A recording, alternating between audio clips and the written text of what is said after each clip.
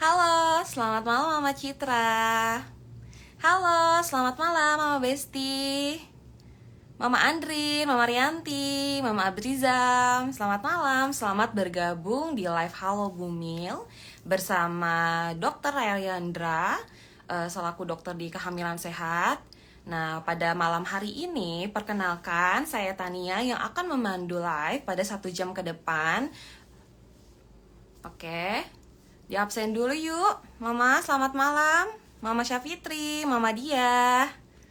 Halo Mama Abrizam, gimana nih kabarnya? Sekarang udah trimester berapa nih Ma? Boleh dong di absen dulu di kolom komentar yuk. Udah trimester berapa? Mama Wei, Masya Allah dari tahu hamil langsung download aplikasi Halo Bumil. Terima kasih Mama Wei. Jangan lupa ya terus dibuka aplikasi Halo Bumil. Karena di sana tuh akan banyak banget fitur-fitur menarik dan juga ada artikel-artikel yang pastinya berguna untuk Mama. Nah, pada malam hari ini tema untuk live-nya adalah menyambut buah hati yang sehat dengan nutrisi yang tepat bersama Dr. Juandra Rainaldi SPOG dari Dokter Kehamilan Sehat. Jadi buat Mama yang punya pertanyaan boleh banget nih diketik-ketik di kolom komentar dengan format nama, umur, domisili, dan pertanyaannya. Karena nanti untuk Mama yang beruntung akan mendapatkan hadiah yaitu voucher konsultasi klinik kehamilan sehat senilai Rp600.000 untuk 6 orang pemenang.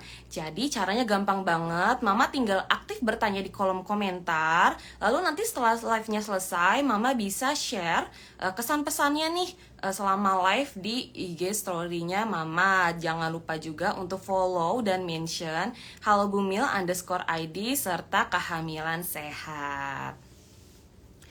Oke, Tania mau izin invite dulu ya untuk dokternya.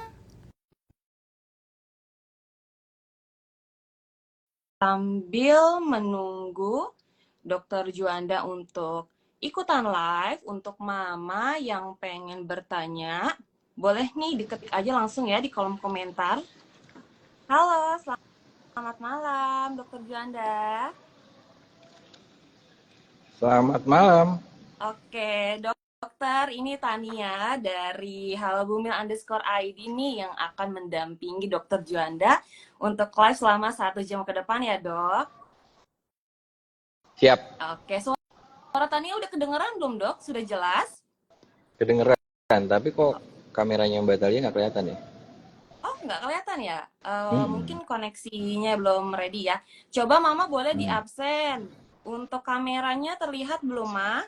Kamera dari Tania sama dokter Juanda.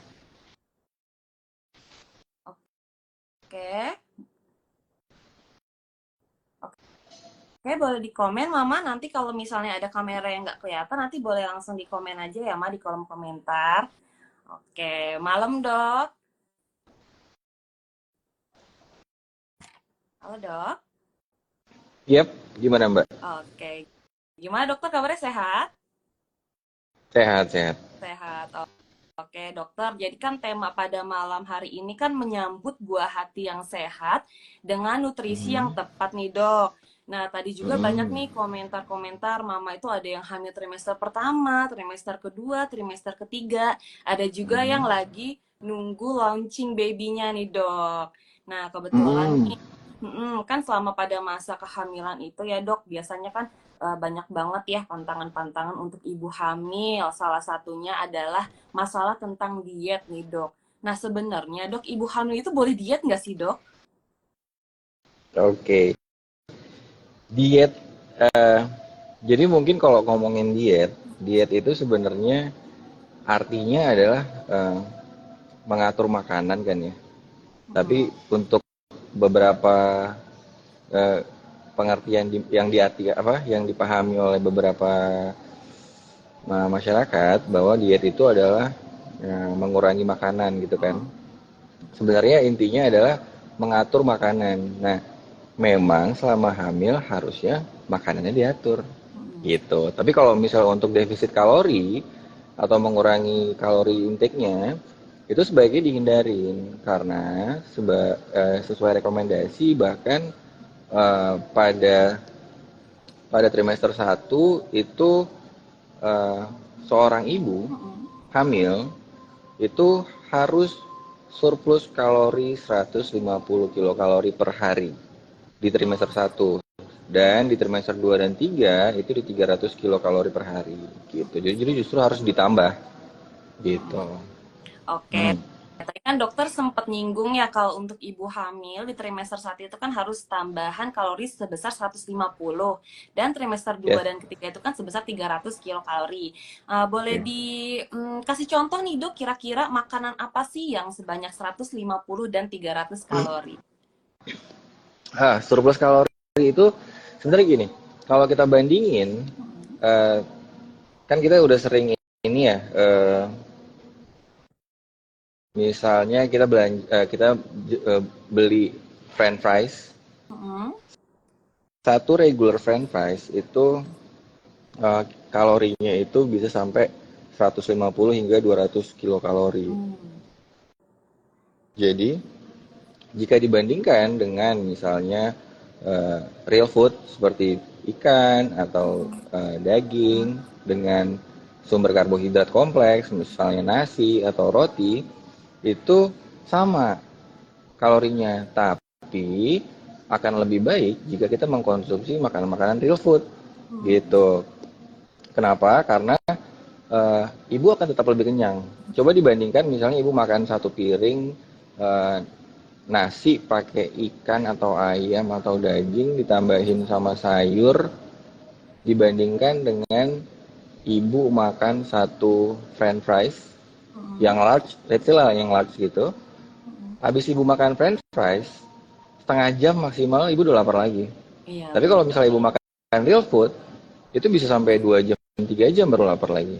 Dan memang seharusnya untuk ibu itu makannya, ibu hamil ya, itu makannya small frequent feeding. Jadi makannya porsinya kecil, namun sering, sering 3 jam sekali seperti itu.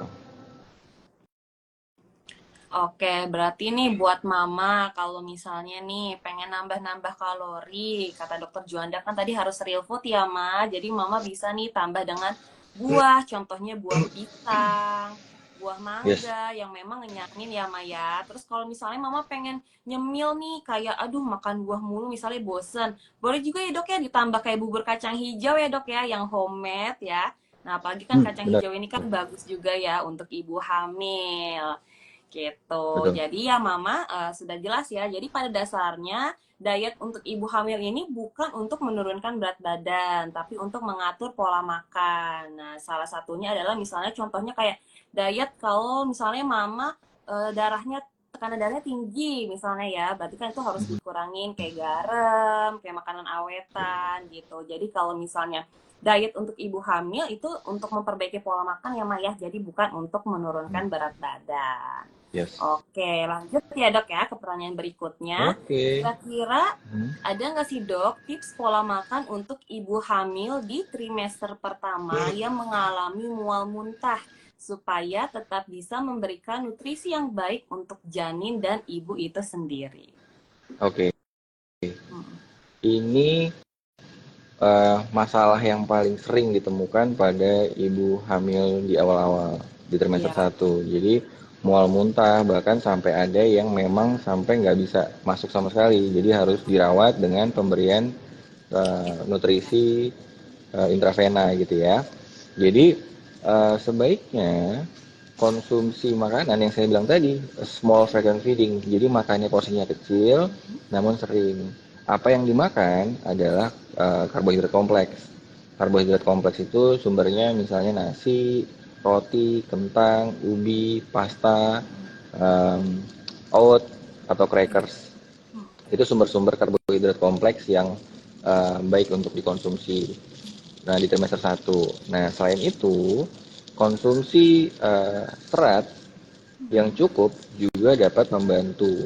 Kenapa? Karena serat itu salah satu sumber makanan yang lambat dicernanya. Sehingga saat saat lambungnya lambat mencerna, jeda lambung kosong sehingga menyebabkan asam lambung yang meningkat akan lebih sedikit, lebih singkat gitu. Jadi sebaiknya serat itu dikonsumsi 1 jam sebelum tidur. Misalnya ibu makan jelly, ibu makan buah yang seratnya tinggi, itu 1 jam sebelum tidur sehingga jeda perut kosongnya itu bisa dipersingkat gitu, sehingga tidak memicu peningkatan asam lambung yang sudah pasti akan meningkat pada masa awal-awal kehamilan. Oke, dok kan katanya kan trimester satu juga kan harus konsumsi banyak protein ya dok ya, karena kan penting nih untuk membangun jaringan. Cuma kan tadi ya Yes, dok ya trimester satu ini kan masih ada pengaruh hormonal ya dok ya. Jadi tadi ya. mual muntah paling cuma bisa makan buah, itu pun buah yang manis-manis segar kayak gitu. Nah kalau untuk asupan protein nih dok, kira-kira ada alternatif nggak sih dok selain telur, ikan, daging yang memang pada dasarnya itu banyak bikin enek gitu? Oke, jadi untuk sumber protein yang bisa didapat, misalnya seperti susu yang dikonsumsi itu eh, yang penting terpasteurisasi, jadi yang sudah diproses gitu. Nah, susu ini boleh susu hamil atau bahkan hanya susu UHT gitu. Jadi itu salah satu sumbernya. Kemudian seperti yang Mbak bilang tadi, misalnya sumber-sumber seperti kacang hijau, itu kan sumber asam folat juga. Jadi baik untuk dikonsumsi seperti itu. Oke, berarti nggak masalah ya dok ya kalau misalnya di trimester satu ini karena lagi mual Mhm. muntah parah, jadi kalau untuk asupan proteinnya cuma dari susu atau kacang-kacangan gitu berarti nggak masalah ya dok ya? Nggak apa-apa, Oke, yang boleh penting ada banget. yang masuk ya. Benar, benar banget. Nah, kalau misalnya nih dok, kayak tadi Hmm. kan masa-masa mual muntah sudah terlewati. Biasanya kan trimester 2 ini kan nafsu makan mulai meningkat lagi ya dok ya. Yang kadang itu kalap nih, bikin mama kalap. Bentar-bentar makan, yang mana kalau misalnya dikasih tahu nih, pasti alasannya, ah namanya juga ibu hamil gitu. Sebenarnya ada nggak sih dok, makanan Yes. yang disarankan, yang benar-benar diutamakan untuk dikonsumsi selama masa kehamilan? Jadi kalau kita ngomongin makanan, prinsipnya sebenarnya sesimpel tidak makan eh, makanan yang tidak matang, ya. Kemudian yang kedua, tidak memakan makanan yang memiliki kadar merkuri yang tinggi. Kenapa? Karena eh, merkuri ini dia akan mengganggu proses pembentukan organ, bahkan perkembangannya seperti itu. Nah, sumber-sumber merkuri ini misalnya ikan-ikanan dengan ukuran besar, misalnya ikan paus gitu. Kemudian tapi mungkin nggak ada yang makan ikan paus kali ya. Jadi atau ikan tuna ada yang ukuran besar, namun ada juga ikan ukuran kecil. Dan ikan tuna sebenarnya untuk omega 3 dan DHA-nya juga cukup tinggi. Jadi boleh bisa dimakan tapi dengan ukuran-ukuran yang kecil gitu. Kemudian yang paling sering kita makan adalah kerang. Nah, itu Wah, ya. kerang itu kadar merkurinya tinggi banget. Jadi sebaiknya dihindari. Kemudian yang satu lagi yang harusnya dihindari adalah minuman-minuman yang bersoda. Nah, minuman-minuman yang bersoda ini sebenarnya tidak secara langsung mengganggu kehamilannya atau mengganggu perkembangan atau pembentukan organ pada janin, namun dia akan mengganggu kesehatan organ pencernaan si bumil sendiri gitu. Jadi seperti nanti keluhannya bloating, kembung, atau nanti akan ada gangguan diare seperti itu. Itu justru nanti akan mengganggu proses makannya gitu. Jadi prinsipnya ada 3 itu. Nah, selain itu boleh dimakan. Nah, makanan-makanan yang sebaiknya dimakan itu adalah real food yang saya bilang tadi. Real food, nasi, ikan, sumber-sumber karbohidrat eh, yang dapat kita makan misal seperti sehari-hari, misalnya nasi, roti, kentang, ubi, atau misalnya kacang-kacangan, atau sumber-sumber seperti protein seperti boleh ikan, boleh telur, boleh susu, boleh eh, apa ayam gitu-gitu boleh. Kemudian seratnya jangan dilupakan. Kenapa? Karena selama kehamilan eh, pergerakan usus itu melambat. Hmm. Nah, karena dia melambat, akhirnya dapat fesesnya kita itu akan lebih lama berada di situ. Hmm. Semakin lama feses kita berada di usus, semakin padat fesesnya. Semakin padat fesesnya, semakin sulit ibu-ibu untuk BAB. Jadinya sembelit. Nanti ibu akan cenderung untuk ngeden untuk BAB-nya. Saat ibu ngeden, yang dua hal yang mungkin terjadi. Yang pertama, kontraksi.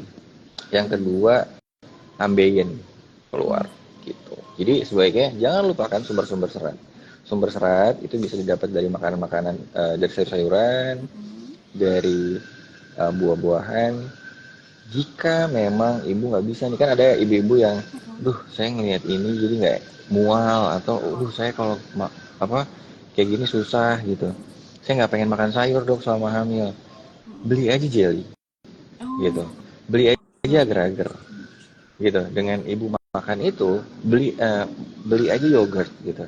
Itu akan membantu apa ya, meningkatkan kesehatan organ pencernaan sehingga mencegah terjadinya sembelit gitu. Jadi itu sih yang paling penting.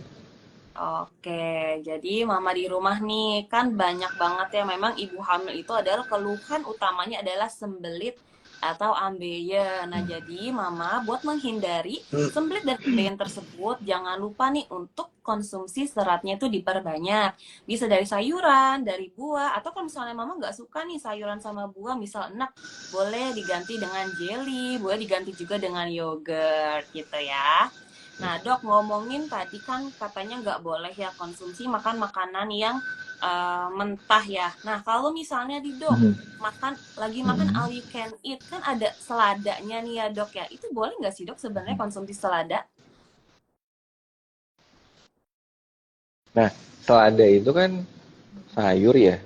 Mm-mm. Eh, Kalau kita makan all you can eat kan ada eh,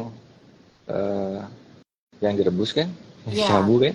Jadi Mm-mm. sebaiknya Mm-mm. sebaiknya dimakan. Sebenarnya gini, walaupun memang untuk mereka mengklaim bahwa ini organik, kita tanpa pestisida segala macam, tapi eh, sumber-sumber makanan yang tidak matang sebenarnya sebaiknya dihindari gitu.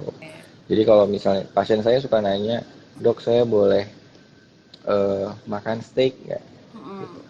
Jadi, nah steak ini kan ada beberapa penyajiannya. Ada yang raw, ada yang mungkin medium, ada yang medium rare gitu-gitu, sampai ada yang well done. Nah, saya akan balik nanya, ibu biasanya makan steaknya yang seperti apa? Kalau misalnya biasanya makannya, oh saya well done dok, ya silakan makan steak. Tapi Oke. kalau saya biasanya makan yang medium rare dok, Mm-mm. berarti kan nggak matang tuh tengahnya. Nah Betul. sebaiknya dihindari. Kenapa? Karena sumber-sumber bakteri itu ada di situ, Mm-mm. gitu. Oke. Nah, dok, kalau misalnya sate nih, dok, kira-kira boleh nggak sih? Kan kalau misalnya sate kan itu dibakar ya. Kadang kan memang ada yang hitam-hitamnya tuh yang gosong-gosong, yang dimana kan itu kan katanya tuh zat kasinogen ya, dok ya, yang Ya, pemicu untuk kanker. Nah, memang ya, kan kalau misalnya sate yang dibakar itu kan kayak sate Madura, itu kan lebih baik dihindari ya, dok. Nah, kalau kayak sate ya. Taichan, gitu boleh nggak sih, dok?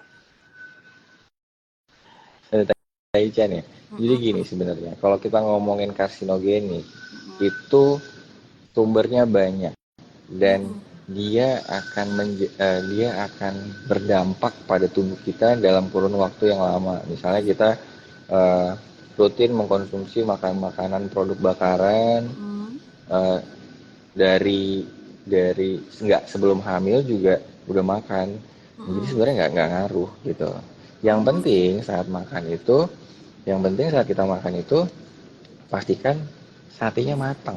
Hmm. Kadang kan buru-buru tuh, buru-buru jadi dibakar-bakar, yang penting yang luarnya agak anget segala macem, panas, udah agak gosong-gosong dikit langsung disajiin gitu.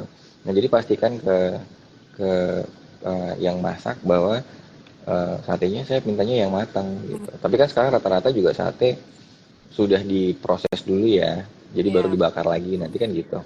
Tapi kalau yang dia langsung sate gitu langsung dibakar, nah sebaiknya dipastikan tengahnya matang. Oh, baik. Berarti Hmm. kalau kayak sate Madura gitu nggak masalah nih dok ya? Yang penting mateng. Yes. Mau Oh, sate apa? Sate Jerman juga boleh. oke, jadi gitu ya Maya. Yang penting pada dasarnya adalah konsumsi makannya itu wajib banget matang. Karena kalau misalnya nggak matang, banyak bakteri-bakteri yang ada di dalam daging-dagingnya tadi yang belum matang gitu. Yang khawatirnya nanti akan Yes. mengganggu perkembangan janin gitu ya dok ya. Nah Betul. lanjut nih dok ke pertanyaan berikutnya. Bener nggak sih dok, Hmm. ibu hamil itu nggak boleh konsumsi makanan instan? Nah, kalau misalnya Hmm. sesekali, kira-kira boleh nggak dok? Terus kira-kira Hmm. apa nih tipsnya supaya konsumsi makanan instan itu tetap ada nutrisinya? Karena kan kita tahu ya dok ya, kalau misalnya makanan instan itu kan kadangnya kan zero nutrisi gitu ya, karena kan Hmm. diproses dengan teknologi atau pemanasan yang tinggi gitu ya dok ya. Hmm. Ya, jadi makanan instan tuh kayak gimana? Kayak mie instan Ya, gitu? mie instan atau Hmm. nugget, sosis kan banyak ya dok ya, pokoknya yang Hmm. praktis-praktis lah gitu. Ya, jadi sebenarnya eh, ultra processed food ya. Ya, kita masuknya ke Ya. golongan yang ultra processed food. Nah, ultra processed food ini sebenarnya sebaiknya dihindari. Hmm. Nah, tapi kan ada beberapa yang, dok saya pengen banget gitu. Mm-mm. Dok saya pengen banget makan makan Indomie goreng, loh saya nyebut merek loh.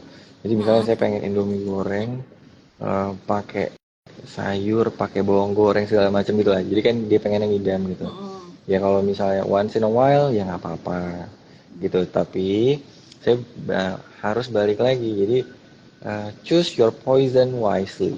Jadi pilih makanan-makanan yang kita tahu ini nggak bagus, tapi Mm-mm. harus harus ya mempertimbangkan dampak buruk dan jeleknya gitu. Nah, Mm-mm. untuk gimana ya cara makan bisa makanan-makanan instan tapi eh, tetap ada nutrisinya gitu. Ya, tetap dicampur dengan real food. Jadi kayak misalnya makan mie instan gitu. Ya taruh sumber proteinnya, boleh daging, boleh ayam, boleh telur seperti itu. Dan sayur-sayurannya Mm-mm. itu yang penting itu. Nah, saya mau kasih tambahan dikit biar ibu nggak craving macam-macam Mm-mm. makanan-makanan yang tanda kutip jorok ya. Mm-mm. Saat ibu meal prep, saat Mm-mm. ibu mempersiapkan nih, oh makanan ibu nih sehari ini gitu. Dan sekarang kan kita eh, ibu-ibu sekarang kan semua udah pada bekerja ya, jadi aktif. Nah, yang paling paling akan besar resiko kemungkinan untuk makanan kotor adalah saat di kantor Nah, bener banget. gitu atau di luar rumah. Mm-mm. Nah, jadi bawa gembolan, bawa bekal. Jadi meal prep tuh. Misal dari malam, oh sarapan misal di rumah kan. Mm-mm. Oke, sarapan makanan bagus nih. Nanti nyampe kantor jam 9, jam 10. Oh, pengen apa nih? Oh, biar nggak makan buah nih. Mm-mm. Oke, makan pisang misalnya. Oke, nanti makan pisang sama minum susu. Oke, nanti jam 12, jam 1 makan siang. Apa nih yang disiapin? Misalnya ada nasi, ada sayur segala macam. Nanti jam berapa lagi? Jam 3. Jam 3 mau pulang kantor, apa ngemil? Oh, ngemil-ngemil biskuit nih, crackers sama minum susu atau sambil makan buah, salad gitu. Silakan. Nah, jadi perutnya ibu kosong, terisi terus sehingga ibu nggak scrolling-scrolling mau pesen GoFood apa ya? Oh, mau pesen makanan apa ya? Gitu. Jadi selama ibu kenyang, pasti ibu nggak kepikiran macam-macam. Gitu. Jadi bawa gembolan. Itu prinsipnya. Oke, makasih ya untuk dokter Juanda tipsnya. Nah, nih buat mama di rumah, Hmm. apalagi buat mama yang aktif bekerja, yang aktif keluar. Biasanya kan banyak racun-racun ya dari teman-teman kayak, siang mau makan apa nih? Beli Yes. kopi yuk. Misalnya kayak Ya. gitu. Nah, biar Ya. menghindari racun-racun tersebut ya Maya, jadi mama wajib banget nih bawa gembolan. Bisa buah, bisa juga susu, atau kayak bikin oatmeal ya dok ya, kayak overnight oatmeal itu juga bisa Bener. banget ya. Yang penting pokoknya perut mama itu harus selalu terisi gitu, apalagi kan untuk ibu hamil itu kan memang gampang laparan ya, jadi nggak apa-apa nih mama banyak bawa gembolan, yang penting sering aja dimakan sedikit-sedikit tapi sering untuk menghindari lapar, karena kalau misalnya udah lapar kayak banyak banget nih di luar kayak jajan mie ayam, jajan bakso, itu pasti ada aja gitu kepengennya. Tapi kan kalau misalnya mama kenyang nih, otomatis kan kayak mau makan juga jadi udah cukup gitu ya. Gitu. Nah, sekarang nih kita lanjut ke sesi tanya jawab ya dok ya. Jadi buat Oke. mama misalnya nih yang ada pertanyaan seputar nutrisi boleh banget ditanyain ya. Dengan format nama, usia, domisili, dan pertanyaannya. Nah, nanti untuk mama yang terpilih, jika mama aktif bertanya, dan jangan lupa nih ma, kalau misalnya nanti setelah live ini selesai, share di Instagram kesan pesan mama mengikuti live ini, dan jangan lupa mention dan follow @halbomil_id dan klinik kehamilan sehat, karena nanti akan dapat hadiah voucher konsultasi klinik kehamilan sehat sebesar Rp600.000 untuk 6 orang pemenang. Nah dok, ini udah banyak banget nih dok pertanyaan yang masuk, ternyata excited banget ya dok ya sama tema malam hari ini. Nah yang Mm-mm. pertama ini ada dari Mama Alifa. Dok, kalau jarang makan buah sama sayur, aman nggak sih untuk perkembangan janinnya? Gitu dok, kira-kira. Kalau Aman? jarang, Mm-mm.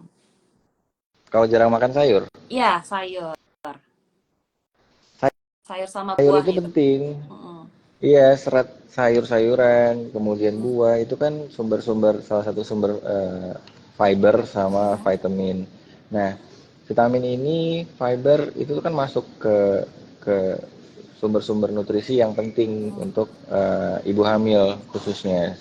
Nggak hamil juga sebenarnya memang diperlukan. Nah, yang saya tekankan lagi itu penting untuk kesehatan saluran pencernaan gitu. Jadi sumber-sumber vitamin lain misalnya yang kalau vitamin kan ibu udah ada minum vitamin suplemen-suplemen kehamilan yang itu sudah memiliki kandungan-kandungan vitamin-vitaminnya. Namun kembali lagi real food itu lebih baik dibandingkan apapun itu gitu. Jadi sumber-sumber yang real food yang bisa ada nih misal vitamin C, vitamin A, uh, uh, itu tuh penting gitu, zinc, Mm-mm. fiber segala macam itu penting buat buat kesehatan uh, saluran pencernaan. Sama kayak misalnya sayur-sayuran hijau memiliki apa, misalnya dia ada zat besinya, kemudian dia ada seratnya, kemudian dia punya asam folatnya, jadi itu penting. Kak, kalau misalnya kekurangan, ibu bisa, ya mau nggak mau harus ngejarnya dengan apa? Dengan suplementasi seperti itu. Tapi sebenarnya saat ibu makannya sudah bagus, eh, suplementasi itu ya tetap akan menjadi suplementasi gitu. Suplementasi itu kan hanya melengkapi gitu. Mm-mm. Gitu. Oke, nah jadi sudah jelas ya Maya. Jadi untuk konsumsi sayur dan buah itu tetap harus ya Maya, karena bukan cuma dari seratnya. Jadi untuk sayur dan buah ini kan terdapat beberapa vitaminnya, khususnya itu kan vitamin C yang memang selain untuk kesehatan saluran cerna, bagus juga untuk imun ya Maya gitu. Nah lanjut dok, untuk pertanyaan berikutnya dari Mama Nanai. Dok, adakah dampaknya jika saat kehamilan kekurangan zat besi? Apakah bisa dikejar ketertinggalan nutrisinya setelah melahirkan, dok? Ya, ini bagus nih pertanyaannya. Saya lumayan sering ngebahas tentang zat besi dan tambah-tambah darah gitu. Jadi zat besi ini adalah bahan baku pembentuk uh, hemoglobin. Hemoglobin ini kalau kita ibaratin dia ini sebagai kurir, kurir yang membawa makanan dan oksigen yang dari ibu ke bayinya. Jadi jika si kurirnya kurang, ibu makannya bagus nih, ibu punya nutrisi dan oksigen ini 100% semuanya. Tapi kurirnya ibu dikit. Sehingga apa? Sehingga yang akan mampu dibawa, kan satu kurir ini dia punya batas maksimal untuk membawa. Misalnya dia cuma bisa bawa 20% deh gitu. Jadi akhirnya nyampe cuma dikit, kurang nggak optimal transfernya gitu. Nah, itu penting untuk di masa kehamilan. Nah, hal ini juga, zat besi juga penting untuk persiapan persalinan. Jadi kalau udah mau masuk trimester 3, tadi kan ada ibu-ibu hamil yang sudah tinggal nunggu launching ya. Iya. Nah, saat saat nanti persalinan dengan kondisi ibu anemia, atau kita ngomongin angka itu di trimester 1 dan 3 itu hemoglobin itu minimal 11. Sedangkan di trimester 2 itu 10,5. Nah, kalau misalnya uh, lebih rendah dari level yang saya bilang tadi, itu masuknya ke anemia. Nah, kalau pada kondisi anemia, pada saat persalinan, yang pertama adalah kontraksinya akan tidak sekuat ibu yang tanpa anemia. Yang kedua setelah lahir nih, setelah bayinya lahir, eh, karena otot rahim itu dia seperti jaring dan pembuluh darahnya berada di antara jaring-jaring tadi. Jadi saat kontraksinya bagus, pembuluh darahnya dia akan terjepit sehingga perdarahannya berhenti.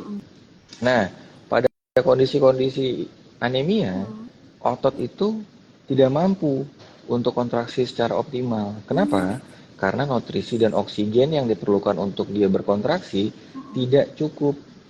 Sehingga apa? Resikonya adalah perdarahan pasca persalinan. Dan ini sangat berbahaya gitu. Jadi itu penting untuk selama kehamilan dan persalinan. Kondisinya kalau misalnya setelah persalinan kan ada nih ibu-ibu yang lahiran kemudian ternyata ada jahitan sedikit seperti itu ya, robekan seperti itu. Kemudian atau ada ibu-ibu yang menjalani persalinan melalui operasi sesar. Nah, penyembuhan luka ini sangat dipengaruhi oleh kadar hemoglobin. Kenapa? Ya balik lagi karena dia sel ini perlu nutrisi dan oksigen untuk melakukan penyembuhan, proses penyembuhan gitu. Jadi penting banget ini si zat besi dan hemoglobin ini. Nah, Dok, gimana Dok kalau misalnya uh, kita kejar setelah kehamilan? Ya bagus-bagus aja, tapi kan pada masa kehamilannya jadi nggak optimal gitu. Boleh-boleh Oke. aja, tapi telat lah. Oke, nah Mama jadi udah tahu nih ya, kalau misalnya nih Mama ada yang pernah ngalamin sesar atau sharing-sharing nih sama Mama yang lainnya, luka sesar itu kan kadang ada yang langsung sembuh, ada yang nunggu seminggu, ada yang nunggu 2 minggu. Ternyata salah satu faktor dari kecepatan penyembuhannya tadi adalah di hemoglobin tadi ya Maya. Jadi memang wajib banget nih untuk dikonsumsi zat besinya, seperti kayak tablet tambah darah. Nah, ngomong-ngomong tablet tambah darah nih, Dok. Kalau misalnya nih Mama itu sering banget makan daging, makan telur, kayak setiap makannya itu selalu double, bahkan triple protein nih, Dok. Apakah masih perlu konsumsi tablet tambah darah, Dok? Oke, jadi kalau balik lagi nih. Jadi kalau misalnya ibu makannya sehat, makannya baik, terus ibu tutup dengan teh manis dingin atau yang lagi booming eh, teh solo. Iya. Nah, jadi gini, teh, kopi, dan coklat itu memiliki konten tanin. Tanin ini akan mengganggu proses penyerapan zat besi di usus. Sehingga apa yang kayak tadi misalnya Mbak bilang, wah ibu udah makan sumber sumber zat besi yang dari daging misalnya gitu ya, atau dari suplementasi, dari telur, dari sayur gitu-gitu, tapi ditutup dengan teh manis dingin gitu. Nah itu jadi nggak optimal penyerapannya. Oh, Nah selama ibu eh, memiliki data, misalnya di trimester 1 kan harus dilakukan pemeriksaan tuh. kadar hemoglobin, kemudian nanti di trimester 3 juga harus dilakukan pemeriksaan juga untuk mengevaluasi gimana ada perubahan nggak. Hmm. Selama kadar darah hemoglobinnya masih baik, itu saya rasa sudah cukup.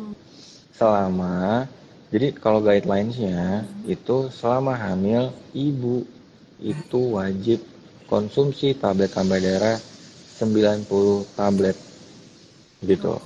Jadi kalau misalnya HB-nya bagus, udah 90 tablet, ya udah santai-santai aja gitu. Jadi Oke. makanya kalau saya biasanya tablet tambah darah ini eh, dia cenderung membuat keluhan mual atau gangguan pencernaan. Nah, kalau misalnya HB-nya bagus, itu bisa dimulai di trimester 2 aja. Jadi nggak usah terlalu terburu-buru. Gitu. Jadi kalau misalnya selama hamil juga eh, kadar hemoglobin, oh di trimester 3 nih. Kan dari trimester 2 udah minum tablet tambah darah tuh. 90 tablet. Oh, di trimester 3 dicek, oh HB-nya bagus.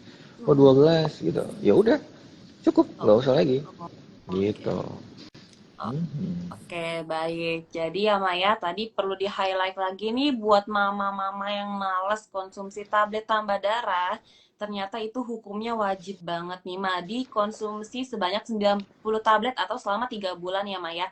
Selama, iya betul, 3 bulan. Jadi, Mhm. kalau misalnya nih mama, kan biasanya kan ada cek lab ya dok ya di trimester pertama. Pas dilihat nih trimester pertama ternyata HB-nya masih bagus. Apalagi kan kalau trimester pertama itu kan masih ada keluhan mual muntah. Jadi mama boleh banget nih untuk mulai konsumsi tablet tambah darahnya di trimester 2. Tapi kalau misalnya pas dari awal kehamilan mama HB-nya itu sudah kurang, alangkah lebih baiknya untuk segera dikonsumsi ya Maya tablet tambah darahnya. Karena kan di trimester pertama ini kan suka banyak keluhan ya Maya.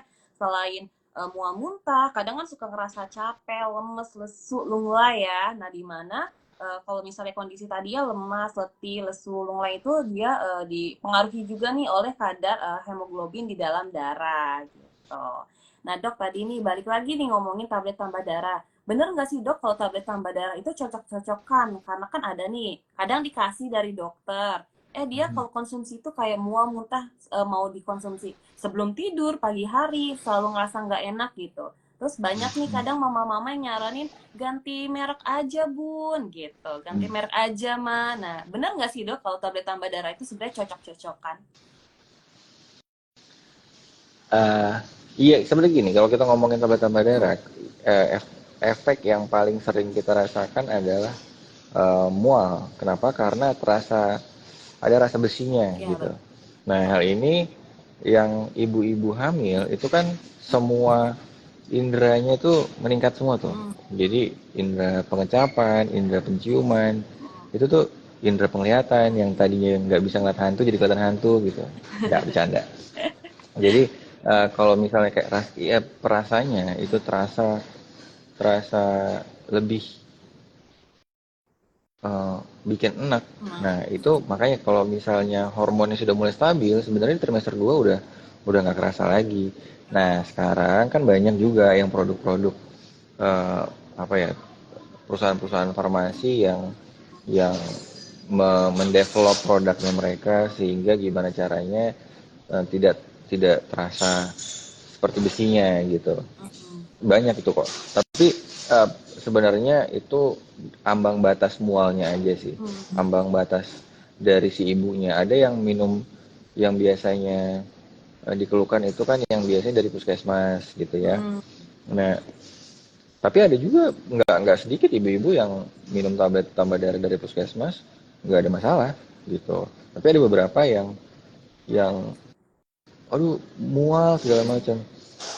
Karena itu lagi nih mbak, yang yang diceritakan itu adalah pengalaman-pengalaman yang tidak mengenakan dong, Hmm. Benar. ya kan? Saat saat dia minum tablet tambah darah, eh, tidak Sugesti ya dok. mual, tidak mual, dia nggak akan cerita karena ya udah biasa aja kan bukan suatu hal yang harus diceritakan gitu. Tapi saat dia mengalami pengalaman yang tidak enak, misalnya, aduh kok mual ya, kok BAB-nya gini ya, akhirnya cerita dong sama temannya, kok saya minum ini jadi gini ya gitu.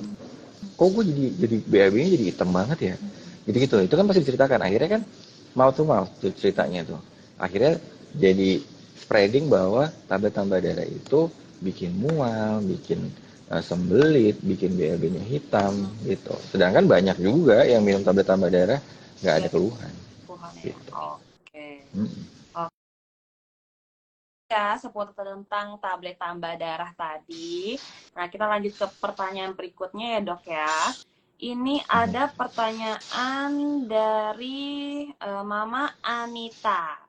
Izin tanya dok, apakah yang harus dihindari saat hamil agar terhindar dari preeklamsia? Adakah makanan yang memang wajib dihindari dok? Sebenarnya gini, kalau kita ngomongin preeklamsia, preeklamsia itu terjadi kan ada yang pada dasarnya terjadi di atas 20 minggu atau di atas 5 bulan ya. Nah, jadi eh, hal ini sebenarnya banyak teorinya. Teori-teori yang ada yang teori nutrisi, ada teori imunitas, kemudian ada teori kegagalan pembentukan pembuluh darah yang bagus, yang lebih besar gitu. Tapi untuk nutrisi, peningkatan berat badan yang signifikan selama kehamilan itu menjadi atau sebelum hamil ibunya udah pada kondisi overweight atau obesitas itu meningkatkan resiko terjadinya preeklamsia gitu. Jadi gimana caranya untuk mencegahnya? Pertama, makanannya kita harus stick sama prinsip yang dari tadi kita omongin nih. Makan real food, kemudian kalorinya dihitung. Jadi kalau misalnya di trimester 3 nih, di trimester 2 nih, kita harus surplus kalori. Ternyata tadi ternyata saya lihat satu regular french fries itu 312 kilokalori gitu. Jadi ternyata lagi pengen makan french fries nih, makan french fries apa gitu. Satu, tapi kayaknya french fries nggak enak nih kalau nggak ada burgernya. Nah, burger sendiri udah 300-400 sendiri gitu. Jadi akan surplus kalori. Kalau surplus kalori terlalu banyak, ya itu jadinya nanti obesitas dong. Nah, saat obesitas itu akan meningkatkan faktor resiko dari preeklamsia. Nah, selain itu, defisiensi vitamin D itu juga menjadi satu predisposisi ya atau faktor risiko terjadinya preeklamsia. Jadi makanya banyak nih sekarang penelitian-penelitian seperti pemberian kalsium, kemudian pemberian vitamin D disertai dengan paparan ultraviolet B per hari itu akan dapat mencegah terjadinya preeklamsia di trimester 2 dan 3 gitu.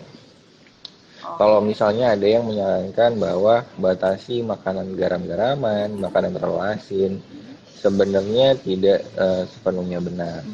Tapi memang dapat menjaga agar tekanan darahnya tidak terlalu tinggi gitu. Oke, jadi memang untuk faktor yang di-highlight ini ada dua ya dok ya, dari berat badan sama tadi dari defisiensi vitamin D.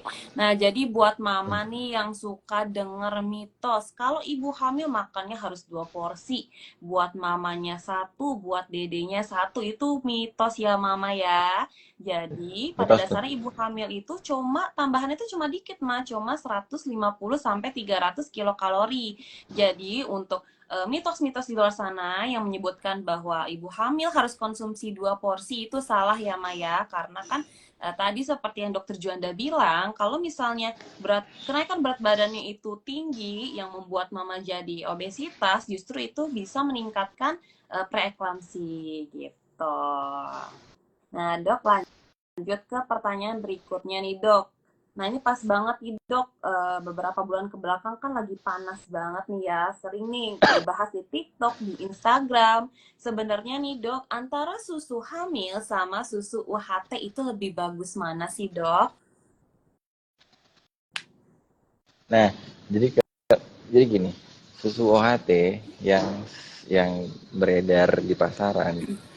Oh enggak, susu hamil dulu. Susu hamil itu kalorinya tinggi. Kalau misalnya ibu lihat per servingnya berapa kalorinya gitu ya.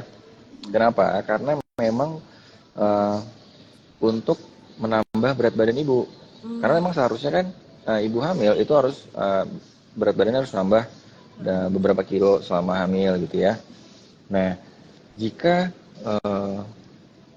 eh, ibu udah makannya udah bagus gitu ya, terus ibu minum susu hamil lagi. Untuk trimester satu, kadang karena terlalu banyak kalori, ibu jadi belenak, jadi mual gitu, sehingga nggak diminum gitu. Akhirnya sumber kalsium, sumber protein, di situ juga ada asam folat, akhirnya nggak dimakan, nggak masuk. Nah, sekarang kalau kita bandingkan sumber kalsium eh, dan proteinnya itu sama-sama aja di UHT.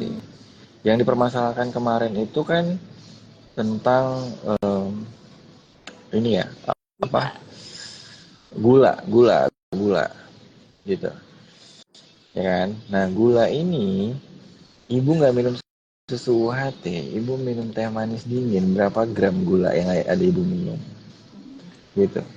Jadi kenapa susu UHT yang banyak vitaminnya, banyak banyak mineral, kalsium, protein malah dibatasi, sedangkan ibu tetap minum boba, minum teh manis dingin, sama aja kan gulanya gitu. Bahkan lebih banyak di makanan-makanan yang lain gitu. Jadi sebenarnya kalau saran saya, dengan kalori yang lebih rendah, eh, susu UHT lebih lebih jadi preferensi gitu. Oke, berarti tadi ya Maya kan kayak susu AHT sama susu hamil lebih oke mana nih? Sebenarnya tergantung dari kebutuhan ibunya sendiri ya dok ya. Kalau misalnya ibu Yes, makannya benar. kurang, berat badannya kurang, boleh banget tuh dikonsumsi susu hamilnya karena kan tadi bisa untuk membantu meningkatkan berat badan. Tapi mama juga nggak boleh nih anti-anti banget sama susu hamil karena katanya susu hamil Yes, banyak gula gitu. Tapi mama sendiri sering konsumsi makanan tinggi gula lainnya kayak misalnya teh manis, boba atau kayak biskuit-biskuit dan donat-donat kayak itu kan gulanya tinggi ya. Dan kadang kan juga banget. susu UHT itu kan yang bagus itu kan yang plain ya dok ya. Sedangkan susu UHT Benar. yang rasa-rasa tuh rasa coklat, rasa matcha, rasa pisang itu gulanya juga sama-sama tinggi ya. Jadi memang yang perlu Iya, di-highlight adalah kandungan gulanya tadi ya Maya. Jadi mau konsumsi susu UHT atau susu hamil, itu Mama bisa sesuaikan lagi dengan konsumsi gula hariannya Mama. Jadi kalau misalnya Mama udah konsumsi banyak gula nih sehari-hari, ya udah monggo konsumsi yang UHT tapi yang plain ya Maya. Tapi kalau misalnya Mama konsumsi gulanya nih masih oke, masih sedikit dan berat badannya kurang, bolehlah nah dikonsumsi yang susu hamilnya. Gitu ya dok ya. benar. Oke, nah ini kita lanjut lagi nih dok ke pertanyaan berikutnya.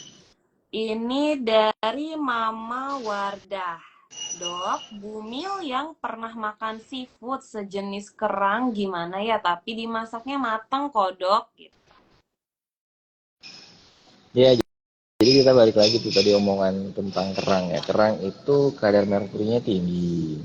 Kemudian eh, di dalam kerang kadang ada yang kalau yang masaknya pintar, yang membersihkannya benar, ada yang parasit-parasit yang dibuang gitu. Jadi dapat benar-benar bersih. Tapi ada yang memang buru-buru lewat tuh gitu. Jadi sebaiknya sumber-sumber itu kan, jadi kalau parasit, merkuri itu kan dia mengganggu proses pembentukan janin ya gitu. Nah, kalau misalnya di trimester 2 dan 3 jatuhnya itu kan perkembangan janin. Saat ada infeksi itu akan mengganggu. Misalnya dia bisa mengganggu saluran pencernaan. Oke, kalau misalnya ternyata dia sudah infeksinya bikin demam, bikin dehidrasi segala macam, akhirnya terjadi kontraksi yang prematur. Nah, jadi sebaiknya untuk kerang itu dibatasi. Tapi kalau seafood yang lain selama bumil nggak ada alergi, go ahead silakan dimakan karena sumber-sumber protein itu bagus-bagus banget. Oke, jadi Mama tadi ya sebenarnya konsumsi kerang itu nggak masalah. Yang penting itu dibersihinnya itu harus benar-benar bersih dan juga bukan masalah matang atau enggaknya, tapi tadi ya kandungan merkuri yang di dalamnya. Jadi buat Mama yang emang kepengen banget makan kerang boleh, tapi eh, nggak boleh sering-sering ya Maya gitu. Nah, kita lanjut lagi ya dok ya ke pertanyaan berikutnya. Nih dok, kan kalau misalnya kita konsumsi makan salad nih ya dok, misalnya salad buah atau misalnya konsumsi sandwich gitu ya, kan kadang suka ada mayonesnya nih dok, yang mana kan kita tahu kadang tuh mayones itu kan dibuat dari putih telur yang masih mentah. Nah, itu boleh nggak sih dok sebenarnya? Sebenarnya kalau misalnya kayak gitu jatuhnya ke yang sebenarnya spesifik yang sebaiknya dihindari adalah mayo homemade mayo sih, Mbak. Jadi kalau homemade mayo Hmm. kalau misalnya memang sudah diproses Hmm. itu kan dia eh, akan lebih baik kualitasnya gitu. Tapi kalau homemade itu memang benar-benar raw gitu kan. Hmm. Nah itu yang banyak banyak bakterinya gitu. Jadi sebaiknya dihindari yang sebenarnya yang harus dihindari banget itu adalah yang homemade mayo. Oke. Berarti kalau misalnya mayones yang dijual-jual di minimarket atau di supermarket berarti aman ya dok ya? Ya balik lagi choose your poison wisely. Oke, oke, Mama ya tadi ya. Kalau misalnya nih ada tadi konsumsi mayones kan, kadang kan kita nggak tahu ya Maya itu mayonesnya tuh dibikinnya tuh matang atau mentah. Jadi lebih baik dihindari ya Mama ya. Oke dok, ada lagi nih pertanyaan dari Mama Vivi. Nah, Mama Vivi ini dok, usia kehamilannya itu sudah masuk 33 minggu, tapi berat badan janinnya masih 1,8. Sudah cobain semua yang disarankan, tapi BBJ-nya itu masih stuck nih dok, masih di 1,8. Kira-kira ada Hmm, saran nggak sih dok, biar bisa naikin berat badan janinnya tuh lebih cepat gitu? kalau berat gini, saya balik lagi tuh. Jadi harus harus kalau penilaiannya itu harus komprehensif. Bum. Jadi kalau misalnya ibu makannya udah bagus, udah makan protein yang bagus, karbohidrat yang bagus, bahkan ada lemaknya untuk meningkatkan berat badan bayi. Tapi kalau saya bilang tadi, kayak misalnya kurirnya kurang, ya nggak akan juga berefek, tidak akan optimal. Jadi makanya coba dinilai gimana kesehatan fungsi plasentanya, gimana level hemoglobinnya, itu banyak yang harus dinilai. Karena gini, kebanyakan yang saya temukan di praktek bahwa di usia 30 minggu ke atas dan di bawah 37 itu plasenta udah mulai banyak yang bolong-bolong. Oh. Sudah terjadi sudah terjadi penuaan.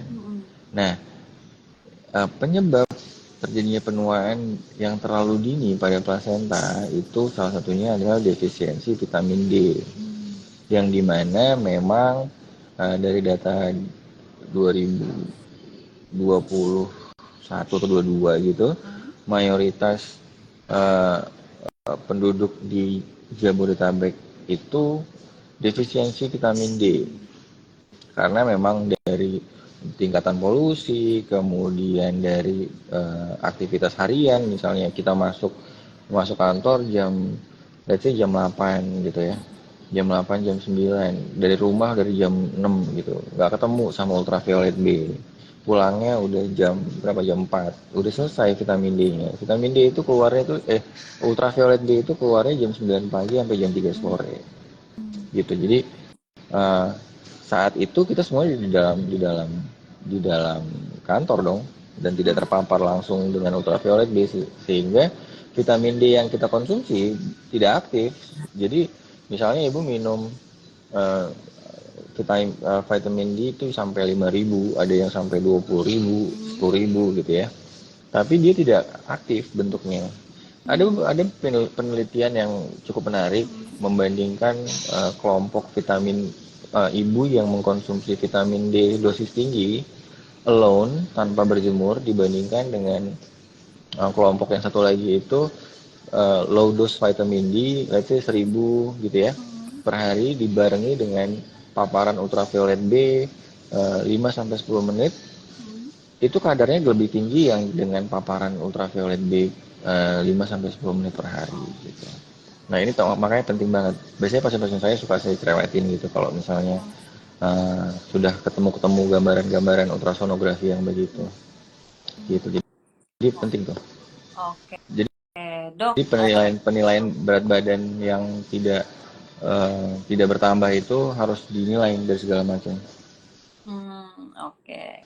Nah, jadi mama ya tadi ya masalah berat badan janin yang nggak naik-naik itu ternyata lebih kompleks ya Maya. Nggak cuma karena Yes. asupan makannya janin yang kurang, tetapi tadi dari kondisi plasentanya, lalu dari asupan vitamin D-nya itu tetap harus dikaji lebih lanjut lagi ya dok ya. Karena memang kalau misalnya untuk berat badan janin itu tadi kalau misalnya mama sudah makan banyak, tapi tadi HB-nya kurang, kurir untuk membawa ke dedek bayinya itu kurang, terus vitamin D-nya kurang dan kondisi plasentalnya sudah menurun.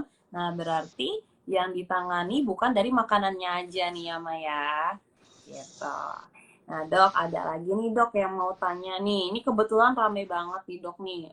Banyak gitu dibahas ya. Hmm. Kalau misalnya nih Dok, minum air kelapa katanya kan bikin Hmm. janin bersih. Terus, apakah bahaya bayi yang baru lahir ada putih-putihnya itu kan kadang dibilang lemak ya dok ya. Kan kadang kalau misalnya bayi lahir itu kan nggak Ya. yang langsung kulitnya coklat ya. Kadang suka diselap putih-putih kayak lemak-lemak daging gitu ya dok. Itu sebenarnya Hmm. aman gak sih dok? Apakah ada kaitannya dengan konsumsi tadi air kelapa saat kehamilan? Itu hoax sebenarnya. Oh, ya. Kehamilan banyak minum air kelapa jadi bersih gitu. Hmm. Enggak sih. Tapi air kelapa itu nutrisinya banyak banget, vitaminnya banyak banget. Kandungannya dia komposisinya sama seperti cairan tubuh. Jadi baik untuk dikonsumsi. Namun yang perlu diperhatikan dalam mengkonsumsi air kelapa adalah cara penyajiannya. Kadang kalau kita beli beli kelapa di abang-abang, Hmm. goloknya itu kan habis buka kelapa nyangkutnya kemana-mana, tiba-tiba ada di kursi, tiba-tiba di pohon disangkutin kan gitu kan, itu kan kotor. Nah saat disajikan jadinya apa, jadinya bisa diare Hmm. gitu-gitu, BAB-nya cair gitu, jadi akhirnya apa, dehidrasi gitu. Jadi Hmm. sebaiknya di eh, perhatikan tentang penyajiannya gitu. Kemudian yang sebenarnya nggak ada hubungannya sama itu, namanya vernix caseosa. Jadi Hmm. lemak pada bayi itu namanya vernix caseosa. Nah ini sebenarnya penting. Jadi sewaktu si bayi lahir, Hmm. vernixnya ini, lemaknya ini mempertahankan temperatur tubuhnya bayi. Hmm. Misalnya, karena kan biasanya di dalam tubuh dia di suhu tubuhnya ibu nih, gitu ya. Nah saat dia keluar, misalnya contohnya saat lakukan persalinan melalui seksi sesarea gitu ya.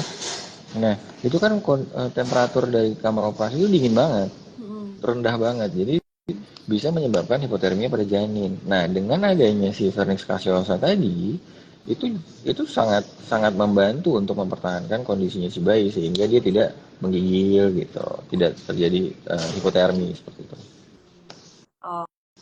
Oke, jadi sudah jelas ya Maya masalah konsumsi air kelapa dengan bayi yang lahir bersih itu ternyata tidak berhubungan ya Maya atau hoax ya Maya. Jadi kalau misalnya dede bayinya itu lahir tadi putih ada selaput lemak-lemak itu normal ya Maya.